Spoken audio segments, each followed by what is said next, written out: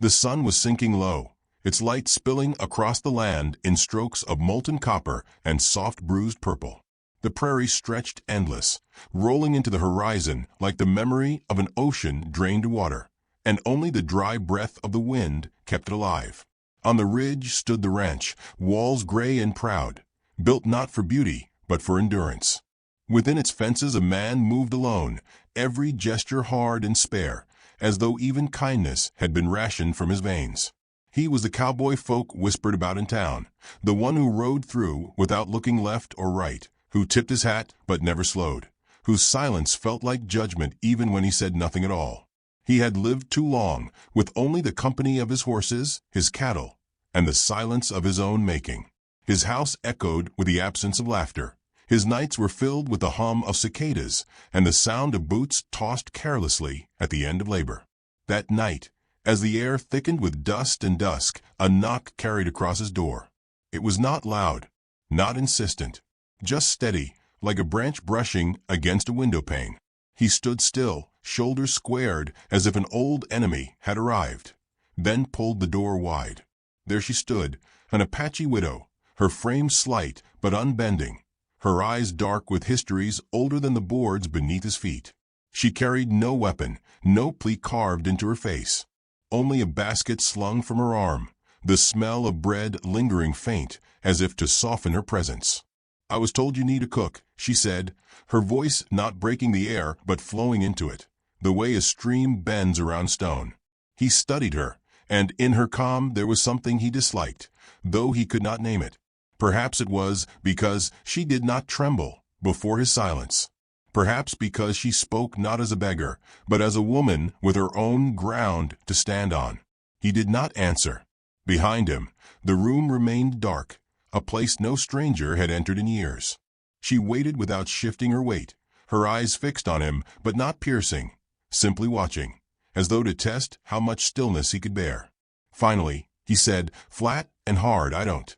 Then he closed the door. But her presence clung to him that night, long after the sky had cooled into velvet and the coyotes had begun their songs. He saw her face in the flicker of his lantern. He heard her voice in the creak of the floorboards. He told himself it was only because she was unusual, a widow from a people the town mistrusted, daring enough to step onto his land. And yet, the truth lingered like smoke. She had offered something more than bread, something he had forgotten he once needed. In town, the talk rose quick. A neighbor, old Sam Fletcher, found him at the feed store the next morning, squinting under the brim of his hat. "I heard she came to your place," Sam said. "The widow. You do well to stay clear of that trouble. Folks don't forget who they want to blame. And a woman like her, well, she carries ghosts." The cowboy shrugged, muttered that he had no use for a cook, and left without another word. But Sam's warning did not ease him. It only pressed harder the memory of her unflinching eyes, her voice that had not begged but offered. Days passed. The widow did not return to his door. Instead, he glimpsed her at the market, her hands busy with jars of preserves, her smile soft but fleeting as she traded goods. Children clung to her skirts, laughing, chasing each other while she kept her gaze steady and her back straight. She was a woman carved by grief but not broken by it, and that unsettled him more than tears would have. There was another who noticed too. The ranch foreman, Thomas, quiet, lean, a man who rarely wasted words but carried them carefully when he chose to speak. He saw her not just in passing, but in the depth of her stillness, and his eyes lingered in a way the cowboy could not ignore. He watched Thomas hand her a sack of flour once, his voice low, his gesture gentle. And she did not look away quickly as she did with others. She let the moment stand. The cowboy told himself it was nothing. He had turned her away, after all. Yet something in him bristled, like a horse uneasy before a storm. Alone in his house, he found himself listening again for a knock that never came, tasting the emptiness of his meals as though reminded of what he had refused. One evening, while the horizon burned red and the wind pressed against the shutters, he caught sight of her again, walking away from the churchyard, Thomas walking a few steps behind. The widow's basket was empty now, but her shoulders seemed lighter than when she had first stood at his door. The cowboy's chest tightened, a strange and unwelcome ache rising in him. He realized, with a heaviness that tasted of regret, that he had mistaken strength for intrusion, and in turning her away he had left himself standing outside too. And as the last of the sun sank, leaving only a pale seam of light against the darkening land, he understood what troubled him most.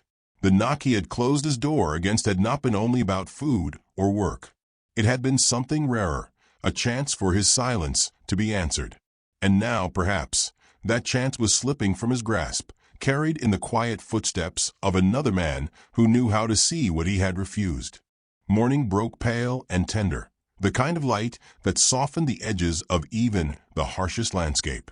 Dew clung to the grass, though the prairie thirsted beneath, and in that hush the widow moved through the market square with her basket balanced against her hip.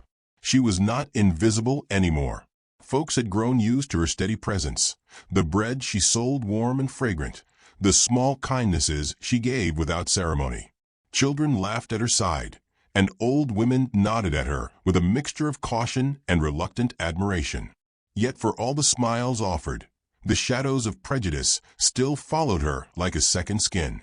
The cowboy watched her from a distance that morning, leaning against the post of the livery stable. His hands were folded, but tension rode his shoulders. It had been weeks since her knock, yet he could not shake the memory of it. Something in her quiet grace unsettled him, made the silence of his ranch feel larger, almost cruel.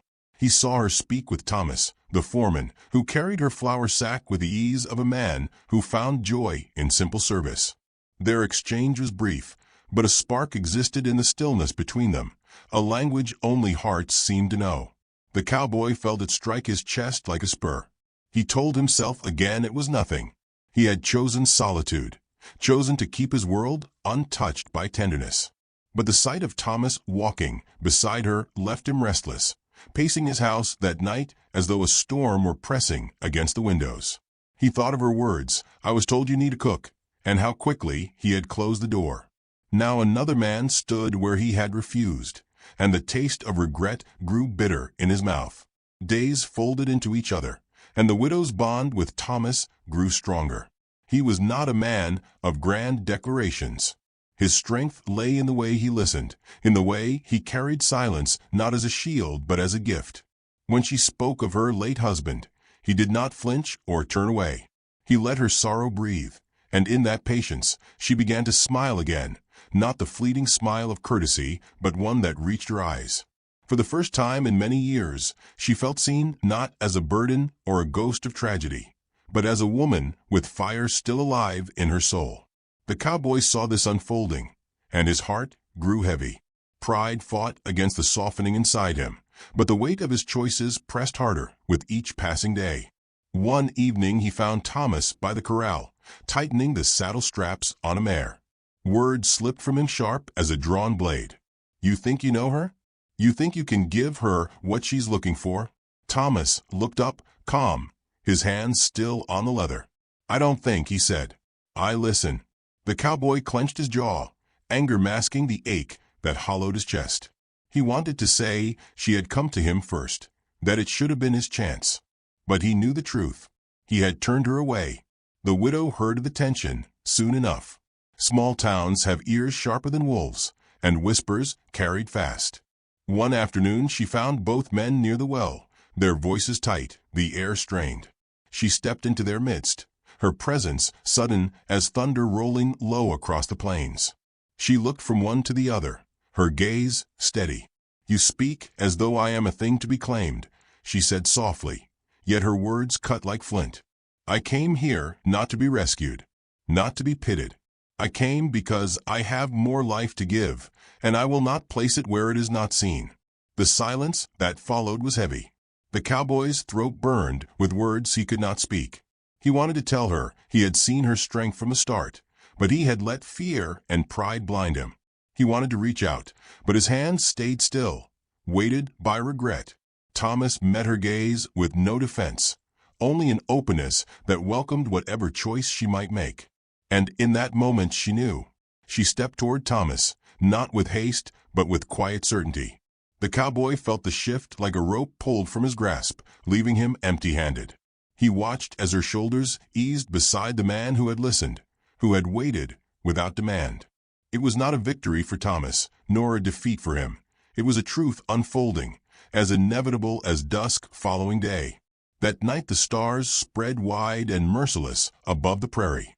The cowboy sat alone on his porch, the lantern light flickering against the boards. For the first time in years, the silence felt like a mirror rather than a shield. He had turned away what could have mended him, and now he understood too late. Yet as he lifted his eyes to the heavens, he felt something else stir within, a strange, aching gratitude that love, though not his own, had found its place under this vast and lonely sky.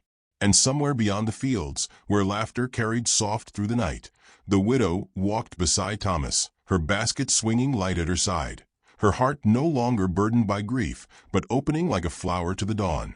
The cowboy closed his eyes against the sting of regret, and in the hollow of his chest a whisper rose, a vow that the next time love came knocking, he would not let the door close so quickly.